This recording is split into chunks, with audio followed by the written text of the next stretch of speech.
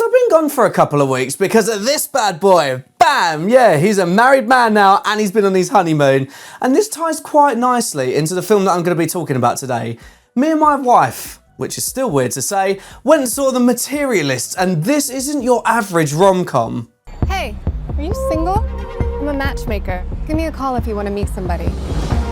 I deserve someone who fulfills all of my criteria. Nothing over 20 BMI. I don't want someone who likes cats. I'm trying to settle. I promise you're going to marry the love of your life. You're the matchmaker. You want a drink? Sure. Coke and beer. Hey, buddy. Hi, John. You are what we call a unicorn. An impossible fantasy. You're gonna marry him, are you? Why not? Because he's good looking and rich. Probably doesn't have roommates. Is that my charger? Okay, so this film was actually really good. It had one of the weirdest opening sequences I think I've ever seen in a romantic comedy, with two cave people getting engaged with a flower, to the point that me and my wife actually thought that we were in the wrong screen, but it comes full circle later on. Okay, so this stars Dakota Johnson as Lucy, who's living in New York City and working as a dating expert, matchmaking her clients to the perfect matches, and the office is celebrating her 9th client getting married. She gets invited to said wedding and meets none other than the man who's got 3 films in the cinema right this second, Pedro Pascal, who plays Harry, who's the brother of the groom, who's a very rich and distinguished gentleman who takes an interest in our Lucy and goes and sits down at the singles table to talk to her. But Lucy's all about the business and gives him her card and says that she can find him a suitable match. He says he's not interested in that and he's interested in her, and he asks if he can get her a drink, but just as she's about to order a Coke and a beer, which is really weird, Lucy, one arrives on the table instantly from the waiter. Lucy looks up in shock and sees that it's her ex-boyfriend John, played by Chris Evans, who is working a catering job whilst trying to make it as an actor in the big city. So hold on a second, we've got the old Captain America and Reed Richards fighting for Madam Web's affection? Sorry, I had to throw a little Marvel reference in there. Anyway, the two share a longer than average hug and John asks to speak to her after his shift in hopes that they can fix things. So she goes to chat to him. It didn't go exactly to plan, but you could still feel that there was something between them, and she heads upstairs to be met with Harry, and the two have a dance. This then turns into them dating for a good amount of time and everything seems to be perfect. But Lucy gets in her own head as she's so involved in her job that she feels like her and Harry can never be a match because he's a unicorn.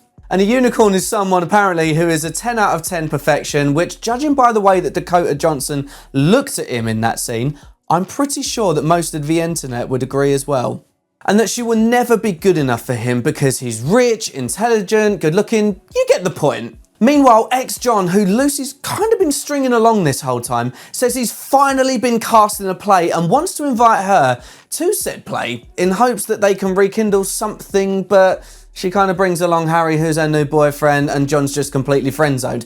It's not an ideal situation for him. Now, the reason John is an ex is because we got a flashback scene where John was pretty useless as a boyfriend, forgetting anniversaries, being argumentative, but more to the point, he's broke, as he's living in a city that he can't afford, he's trying to maintain a relationship he can't afford, but he still loves Lucy. And when Lucy has an incident at work where one of her clients is assaulted by the guy that she matched her with, this begins a spiral for her. And rather than calling Harry, who's her now boyfriend, she calls John instead.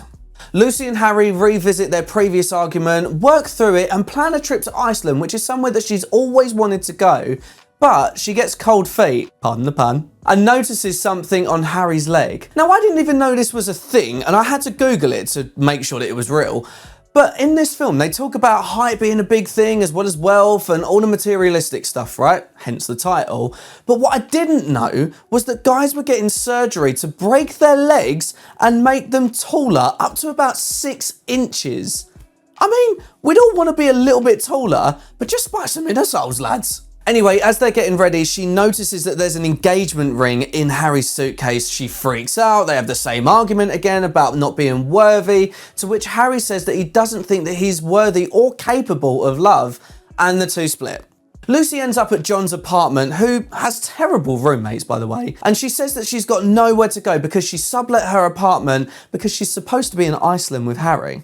So the two go on a little road trip, crash someone's wedding, share a kiss, which triggers John into asking what this is and completely opens up to her, but she's still hung up on the past and says to him the reason they broke up because he was broke and she's materialistic. He then says some lovey, gushy stuff and she storms off to try and gather her thoughts. But in the midst of all of this, she gets a call from her client that was abused that's suing the company and says that her abuser is harassing her outside of her own home. Lucy and John drive back and Lucy gets to her client's house to calm her down and they talk about what real love is rather than just this superficial love that's been painted into society nowadays, which was a light bulb moment for Lucy. Meanwhile, poor old John sat outside all night waiting for her, but as she emerges, they have a good chat and they essentially get back together. So on the whole, this film was actually pretty good.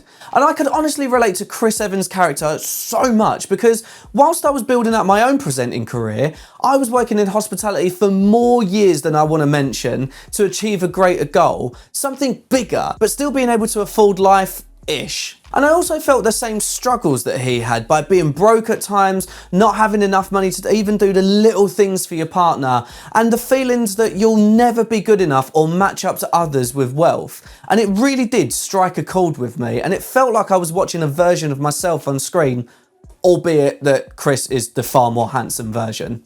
Pedro Pascal was also good in this, as he plays the suave kind of character really well, but my only beef with the casting is Dakota Johnson, and I'm really sorry to say this, but she gave another flat performance. I mean, fair play to her, she has an incredible career and has been in some incredible projects, but I feel like it's the same one-tone kind of acting we've always seen from her, which can be a bit boring and disengaging at times. I thought the way that dating in society was portrayed and the way that some people can be so materialistic was outrageous in some aspects, but so true. Because unfortunately, that seems to be a lot of society now. All for show and grandeur, etc., but not getting down to the deep core of it. Overall good, and I'd rewatch it again, but I'll wait until it comes onto a streaming service. I'm going to give it a 4 out of 5 though. What did you think of it? Let me know in the comment section below, and I'll see you next time.